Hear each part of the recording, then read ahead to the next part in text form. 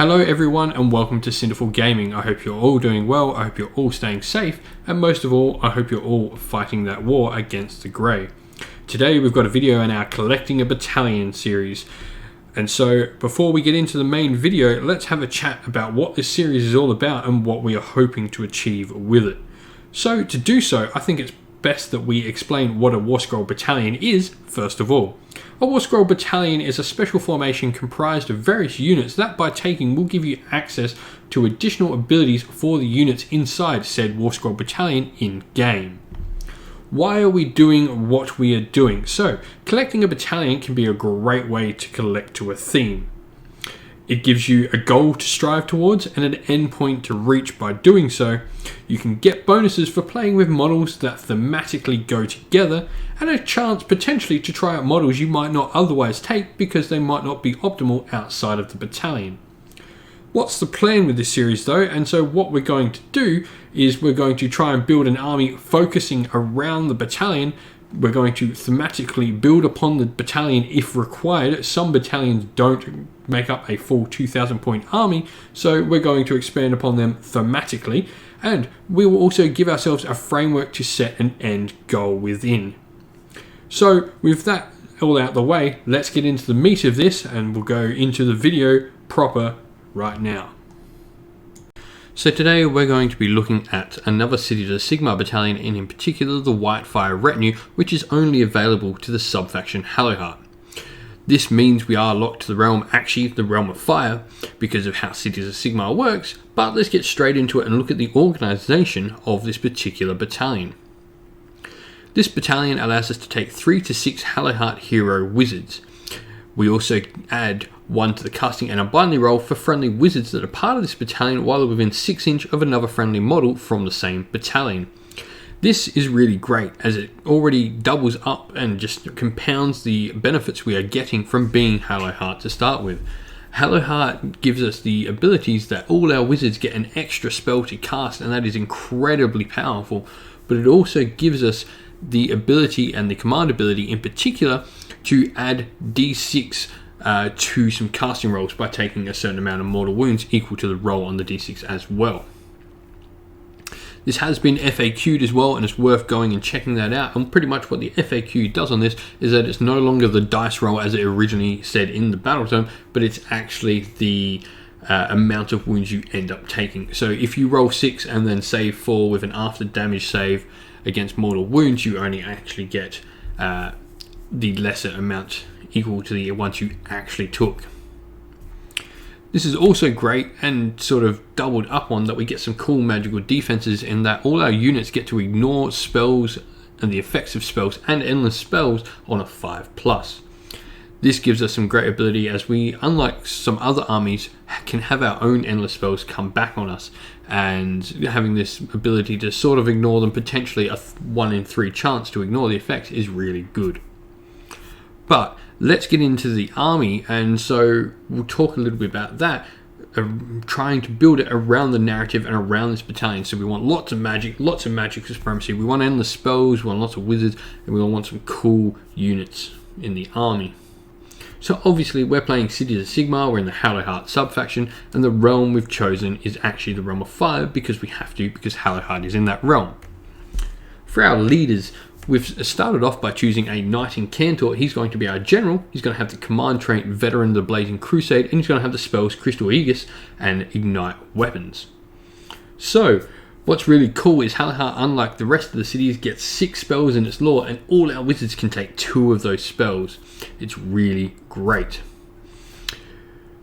The Knight in Cantor I've chosen as the general just because he's a little bit more survivable than all the rest of the wizards, and even though we're going to give him an honoured retinue, it's probably a little bit better that he can actually take a hit somewhat as well. The reason I've gone for the Veteran of the Blazing Crusade command trait is great because it gives us an 18-inch bubble of Ignore Battle Shock. Hallowheart does not have many units in the army when we're taking this amount of magical power and throwing a lot of dice and eggs in one basket here, so we need to make sure that Battle Shock isn't something we're having to worry about all that much, because we need those command points to use the command ability to give us plus d6 to cast. Crystal Aegis is a nice, good spell in the Hallowheart lore, and it benefits our sort of allegiance ability that gives us the 5+ ignore spell effect, but instead this turns it into a ignore the spells on 4+, which is really cool. The reason why the Knight Incantor has this is because generally he's going to be in the center of the army, because he's going to be one of popping out that Veteran of the Blazing Crusade ability to as many units as possible. So giving him Crystal Aegis and also being able to pop that out of his aura is probably the best way to go. He's also got Ignite Weapons, which is +1 to wound, which is a really, really unique sort of buff that's not often seen. But another reason for that is because he can affect as many units as possible with that. And it's a really good spell that can really help our units deal some damage. The next model we're taking in the army is we're going to be taking a Celestial Hurricane with Celestial Battle Mage. The main reason we're taking this is because any Battle Mages we take after this are going to get +1 to cast. We're also going to give this model the Ignax's Scales. The reason for this is that, okay, it's a 4+ to ignore mortal wounds, and that we only now get the + to cast the wounds we actually take, but this means if we take too many that we really don't want to take, we can ignore some of them with Ignax's Scales. You know, if we roll a 6 and we're going to take 6 out of our 7 remaining wounds, or potentially our last 6 wounds, we could potentially roll some dice, ignore a couple, but still get the bonus to cast that we want. We've also chosen to give this model Seer Wounds, as it's really important that it has this, and this allows it to heal after taking the wound. So it can heal, it can take the damage and heal up anything it takes after getting the pluses cast. We've also given it Crystal Aegis as a double up on the Knight Incantor, because once again this model will be in the center of the army, so it's a good place to have Crystal Aegis coming from. Of note as well, of why we also have Ignax's Scales on the Celestial Hurricane, is something in our opponent's turn. So we're going to be, the command ability that we have to use for Hallowheart is used at the start of the turn, or the start of the hero phase in particular. So this means we can't actually use our spells until after we've used this command ability. Ignax's Scales will allow us to ignore some mortal wound damage that we might take in our opponent's turn, thus allowing us to use this command ability with a little bit more freedom. If we're going to ignore some of the wounds we are taking in our opponent's turn, this means we've got more options for later in the game, and we can actually use this command ability on the model we want to use it on. We really don't want to be using this command ability on other wizards in the army, because it has the potential to kill them, and we can't get the buffs from the command ability if the model dies, because it radiates out of the model. Next up though, we're going to take 2 battle mages. We're going to take one from Haish and one from Chamon. The Haish one is the one that I think is standard in most lists. It has a fantastic spell called Fast Protection, which allows you to pick one of your own units and make them -1 to hit. This really makes some of our units quite survivable, and both our units that we're sort of having as blocks in the army are already quite survivable by themselves, but this just further compounds that. We're going to give him the spells Warding Brand and Roaming Wildfire. Roaming Wildfire is sort of like an area splash damage spell, and Warding Brand actually allows our units to deal mortal wounds back when they die. This can make opponents think twice about charging us, or we can charge forward our smaller units and do some mortal wound damage with them. It's sort of a suicide mission unit. The other battle mage, Chamon. Now Chamon has an interesting spell in that it can choose to half the movement. I've not actually used this one as much, and this is a more modern version of my list. I normally use the Fire Wizard just because I've got that cool old Fire Wizard model that you got in the special box way the back in Fantasy, but I think the Chamon one is really cool. Like, half movement is nothing to be shirked about, and it also allows us to potentially not have to take things like Soulsnare Shackles and the what are they called, the little triangle things, I forget the names of them. However, this allows us just to not have to take that, and potentially it also allows us to reroll ones to hit if the unit's got a good armor save, so this could potentially get some more damage in for our units without having to spend a command point as well. We're getting reroll ones to hit. The last wizard we're going to take in the army is going to be a Sorceress. She's going to be the General's Adjutant, because she'll generally be in the center of the force, and that's the main reason we have her there. And so she should be near the General most of the time. She's going to have the artifact Whitefire Tome, and the reason why we've given her this, because the Whitefire Tome gives you access to all spells and lore if you're already a wizard, is because she has that innate +2 to cast if you're sacrificing Darkling Covenants models. She is going to be a primary caster for endless spells we need and we very much must get off.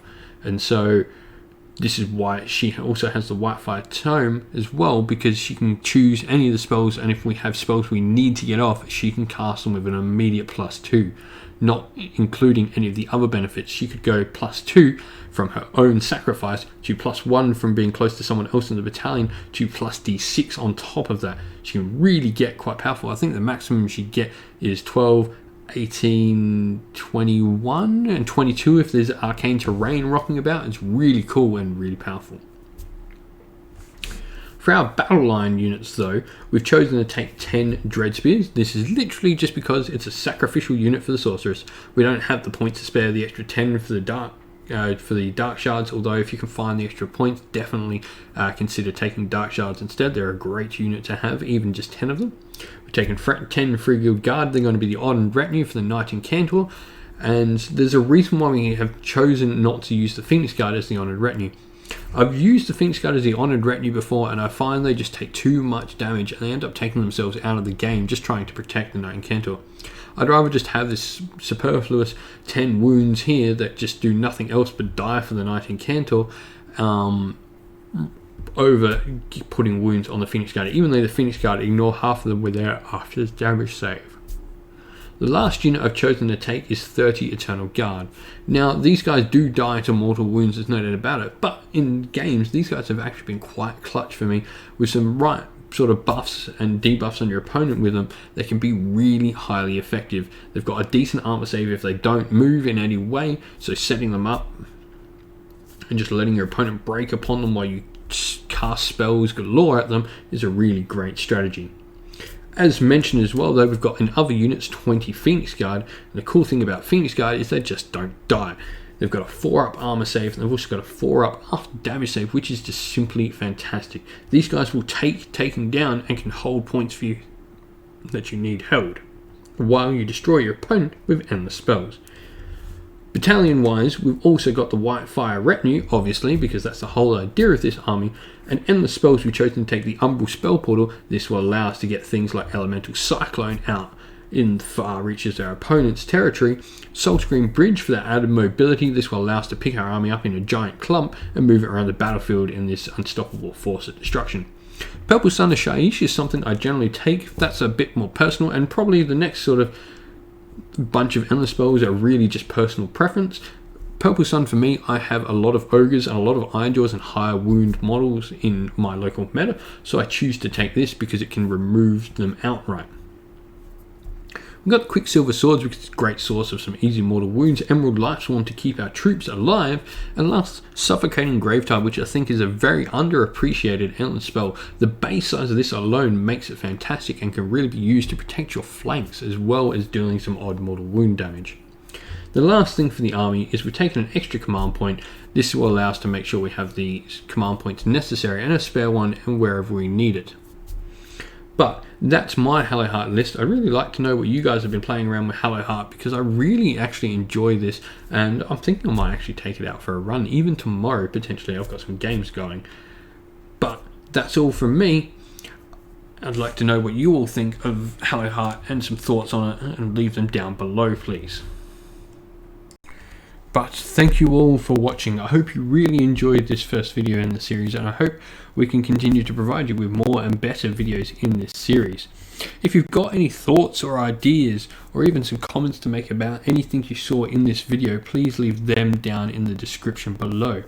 It's very much appreciated. I hope I can use this to sort of help everyone out that little bit and get everyone's campaigns off to a great start and continuing to be fantastic things for both GM and player alike.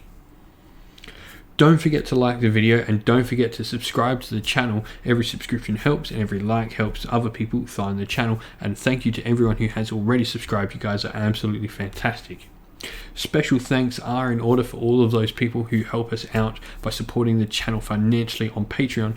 Those are our Sinful Guard Militia, Christian Weir, Philip Ward and Dwight Crow, as well as the Sinful Free Guild Regiment member James. You guys are all amazing, and thank you so much for your support.